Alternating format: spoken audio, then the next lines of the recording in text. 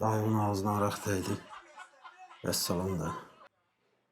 Deyir, çox pisəm ana. Çox pisəm. Hər işdə başım ağrıyır. Allah haqqı yorulmuşam.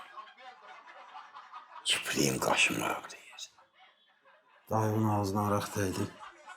Vəssalam da. Mən özümü eləmişəm. Savabımı bələmişəm.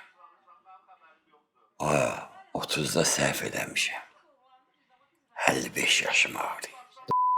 Araq soydum. Özümü boğmuşam. Vaxtından əvvəl doğmuşam. Başıma çox şey yığmışam. İndi yaddaşım ağrıyır. Ay İznə, ay gəl bunu deçək, bizi doğan anaların sağlığına.